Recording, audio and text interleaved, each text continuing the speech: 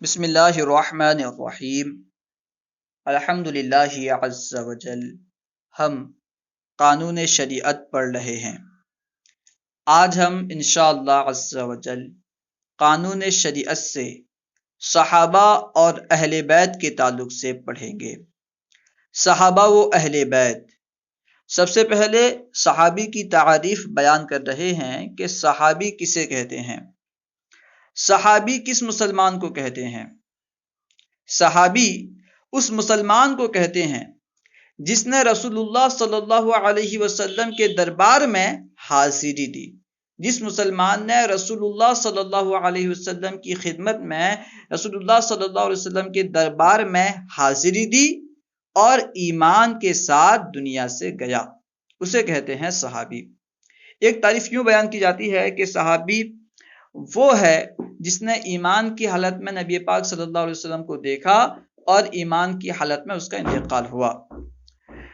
تو یہ تعریف تو درست ہے، لیکن اس میں تھوڑی سی بات یہ ہے کہ اگر ہم یہ لفظ استعمال کریں کہ صحابی وہ ہے جس نے ایمان کی حالت میں نبی پاک کو دیکھا، کیونکہ کچھ صحابی ایسے تھے جو بظاہر آنکھ سے محروم تھے، ٹھیک ہے، تو ان پر جو ہے نا صحابی کی تعریف صادق نہیں آئے گی۔ یعنی کچھ صحابی ایسے تھے جو نابینا تھے بظاہر، ٹھیک ہے۔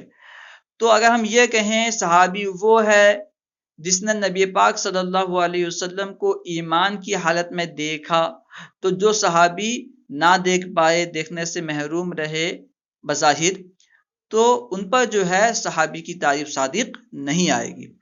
اسی وجہ سے یہاں جو تعریف بیان کی گئی ہے یہ بہت اچھی تعریف ہے، یہی تعریف درست اور صحیح ہے، زیادہ صحیح ہے، ٹھیک ہے، کہ صحابی وہ مسلمان ہے جس نے رسول اللہ صلی اللہ علیہ وسلم کی خدمت میں حاضری دی اور ایمان کے ساتھ دنیا سے گیا، اس کو بیان کیا۔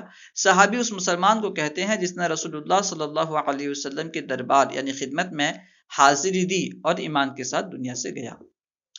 سب صحابی اہل خیر و صلاح ہیں، تمام صحابی اہل خیر و صلاح ہیں، یعنی بھلائی اور نیکی والے ہیں، اور عادل و ثقہ ہیں، سب کے سب صحابی عادل اور ثقہ ہیں۔ جب کسی صحابی کا ذکر ہو تو خیر ہی کے ساتھ ہونا فرض ہے۔ جب بھی کسی صحابی کا ذکر کیا جائے تو بھلائی کے ساتھ ہی کیا جائے، یہ ضروری اور فرض ہے۔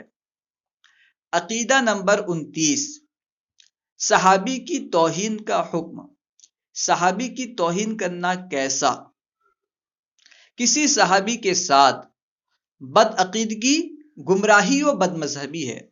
کسی بھی صحابی کے ساتھ بدعقیدگی، گمراہی اور بد مذہبی ہے۔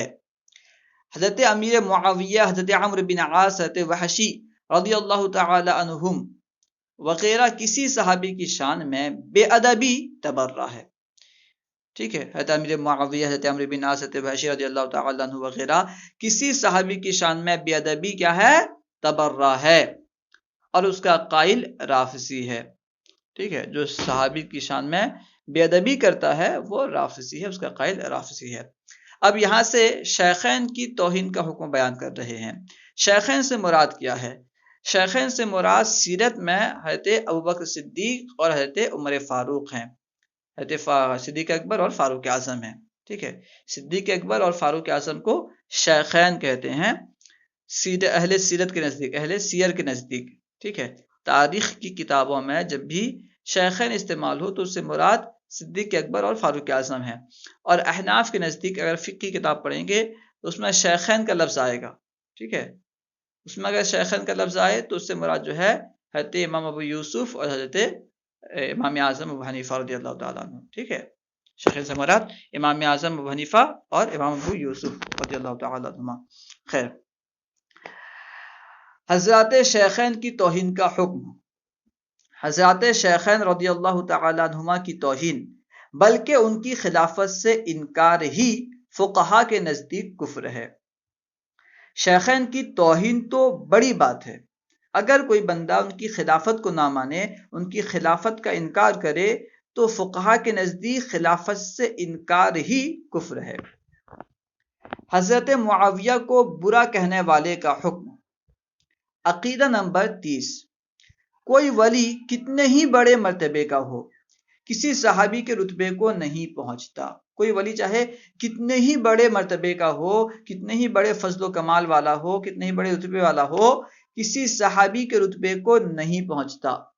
ایک حدیث پاک کا مفہوم ہے، خلاصہ عرض کر رہا ہوں کہ اگر کوئی غیر صحابی احد پہاڑ کے برابر سونا خیرات کرے اور میرا کوئی صحابی ایک مٹھی جو خیرات کرے، تو احد پہاڑ کے برابر سونا خرچ کرنا میرے صحابی کے ایک مٹھی جو خرچ کرنے کے برابر نہیں ہو سکتا۔ اگر کوئی غیر صحابی احد پہاڑ جتنا سونا صدقہ کرے اور صحابی ایک مٹھی جو صدقہ کرے، تو احد پہاڑ برابر سونا صدقہ کرنا ایک مٹھی صحابی کے جو کے برابر نہیں ہو سکتا، صحابی کے ایک مٹھی جو کے برابر بھی نہیں ہو سکتا۔ ٹھیک ہے، کوئی ولی کتنے ہی بڑے مرتبے کا ہو، کسی صحابی کے رتبے کو نہیں پہنچتا۔ حضرت علی رضی اللہ عنہ سے حضرت امیر معاویہ رضی اللہ عنہ کی جنگ خطائے اجتہادی ہے۔ حضرت علی اور حضرت معاویہ کے درمیان جو بھی جنگ ہوئی وہ اجتہادی خطا کی وجہ سے ہوئی ہے، جو گناہ نہیں۔ اجتہادی خطا جو ہے یہ گناہ نہیں ہے۔ ٹھیک ہے، اس لیے حضرت معاویہ رضی اللہ عنہ کو ظالم، باغی، سرکش یا کوئی برا کلمہ کہنا حرام و ناجائز بلکہ تبرہ و رفض ہے۔ ٹھیک ہے، اس لیے جو ہے امیر معاویہ کے شان میں ظالم، باقی اس طرح کے جو برے الفاظ ہیں اس طرح بولنا ناجائز و حرام بلکہ تبرہ و رفض ہے، کیونکہ یہ خطا اجتہادی ہے۔ خطا اجتہادی جو ہے گناہ نہیں ہوتا، اس لیے ہمیں تو حق ہی نہیں کہ ہم برا بھلا کہیں، ہم کچھ کہیں ہمیں تو حق ہی نہیں پہنچتا۔ ٹھیک ہے، اہل بیت میں کون لوگ داخل ہیں؟ اہل بیت سے مراد کیا؟ لفظ اہل کا معنی والا اور بیت کا معنی گھر۔ اہل بیت یعنی گھر والے۔ ٹھیک ہے، اہل والا والی ایک کے لیے بھی استعمال ہوتا ہے، جمع کے لیے بھی۔ اہل بیت یعنی گھر والے۔ اب سب تو گھر والے ہوتے ہیں، لیکن جب اہل بیت کہا جاتا ہے تو اس سے مراد نبی کے گھر والے مراد ہوتے ہیں۔ نبی کے گھر والے سے مراد بالخصوص نبی کی اولاد۔ ٹھیک ہے، نبی کی اولاد، اور اولاد کب ہوں گے؟ جب گھر والیاں ہوں گی، یعنی نبی کی گھر والیاں یعنی بیویاں اور اولاد وغیرہ، اس کو بیان کریں گے۔ دیکھیے، اہل بیت میں کون لوگ داخل ہیں؟ اہل بیت یعنی رسول اللہ صلی اللہ علیہ وسلم کی بیویاں اور اولاد، انہیں اہل بیت کہتے ہیں۔ صحابہ کی طرح ان کے بھی بہت فضائل آیات و احادیث میں آئے۔ جس طرح آیات اور احادیث میں صحابہ کے بے شمار فضائل آئے ہیں، اسی طرح آیات اور احادیث میں اہل بیت کے بھی بے شمار فضائل آئے ہیں۔ وہ بیان کر رہے ہیں صحابہ کی طرح ان کے بھی بہت فضائل آیات و احادیث میں آئے۔ صحابہ و اہل بیت کی محبت رسول اللہ صلی اللہ علیہ وسلم کی محبت ہے۔ ٹھیک ہے، صحابہ کی محبت اور اہل بیت کی محبت گویا کہ رسول اللہ صلی اللہ علیہ وسلم کی محبت ہے، اور رسول اللہ صلی اللہ علیہ وسلم کی محبت گویا کہ اللہ کی محبت ہے۔ تو اس لیے ہمیں صحابہ سے بھی محبت کرنی چاہیے اور اہل بیت سے بھی محبت کرنی چاہیے۔ کچھ لوگ ہیں جو صرف صحابہ سے محبت کرتے ہیں، اہل بیت کو نہیں مانتے، اہل بیت سے محبت نہیں کرتے، ان کے بارے میں برا بھلا کہتے ہیں، اور کچھ لوگ ہیں جو صرف اہل بیت سے محبت کرتے ہیں اور صحابہ کے بارے میں برا بھلا کہتے ہیں۔ ہمیں جو ہے سب سے محبت کرنی ہے۔ ٹھیک ہے، عقیدہ نمبر 31، ام المؤمنین صدیقہ رضی اللہ عنہا کو عیب لگانے والے کا حکم۔ اگر کوئی بندہ حضرت عائشہ صدیقہ رضی اللہ تعالی عنہ کو عیب لگائے تو اس کا کیا حکم ہے؟ ام المؤمنین حضرت عائشہ صدیقہ رضی اللہ تعالی عنہا کو عفق کی تہمت لگانے والا قطعاً یقیناً کافر مرتد ہے۔ اگر کوئی بندہ حضرت عائشہ رضی اللہ تعالی عنہ کی شان میں گستاخی کرتا ہے، توہین کرتا ہے، جھوٹی تہمت لگاتا ہے، عفق کی تہمت لگاتا ہے، تو وہ قطعاً یقیناً کافر و مرتد ہے۔ ام المؤمنین حضرت عائشہ صدیقہ رضی اللہ تعالی عنہ کو عفق کی تہمت لگانے والا قطعاً یقیناً کافر مرتد ہے۔ عقیدہ نمبر 32، حضرات حسنین رضی اللہ تعالی عنہما اعلیٰ درجہ کے شہداء ہیں۔ حسنین سے مراد حضرت امام حسن اور حضرت امام حسین دونوں ہیں۔ ٹھیک ہے، حسنین یعنی حضرت امام حسن اور حضرت امام حسین۔ حضرت امام حسین کی شہادت تو مشہور ہے، معروف ہے، لیکن حضرت امام حسن بھی شہید ہیں۔ ٹھیک ہے، حضرت حسنین رضی اللہ تعالیٰ عنہما اعلیٰ درجہ کے شہداء میں سے ہیں۔ ان میں سے کسی کی شہادت کا منکر گمراہ بددین ہے۔ اگر کوئی بندہ ان میں سے یعنی حسنین کریمین کی شہادت میں سے حسن کریمین میں سے کسی ایک کی شہادت کا انکار کرے تو وہ گمراہ ہے، ٹھیک ہے۔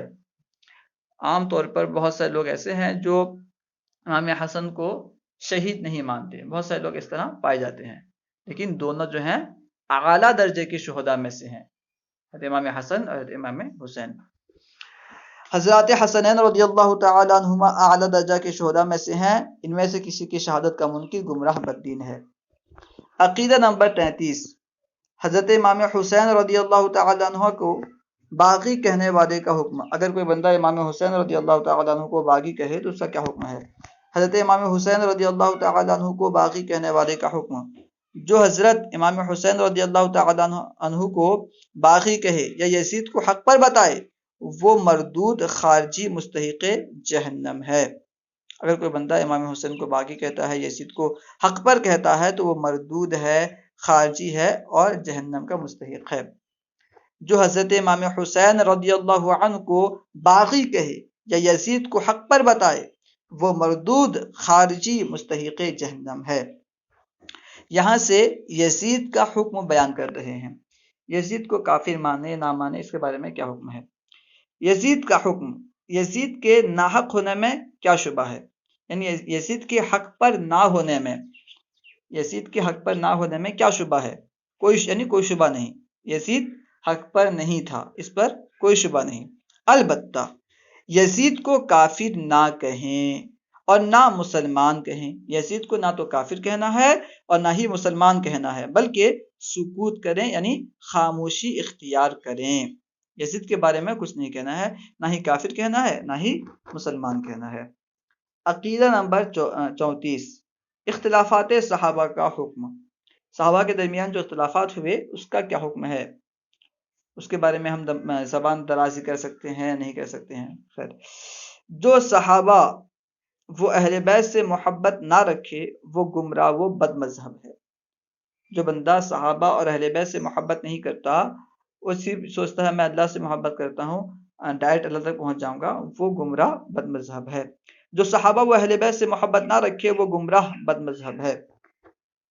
مسئلہ نمبر 1، صحابہ کرام رضی اللہ عنہم میں آپس میں جو واقعات ہوئے ان میں پڑھنا حرام و سخت حرام ہے۔ صحابہ کرام کے درمیان آپس میں جو بھی واقعات ہوئے، جو بھی جنگ وغیرہ ہوئیں، اس میں پڑھنا حرام سخت حرام ہے۔ مثلا صحابہ کرام رضی اللہ عنہم میں آپس میں جو واقعات ہوئے ان میں پڑھنا حرام و سخت حرام ہے۔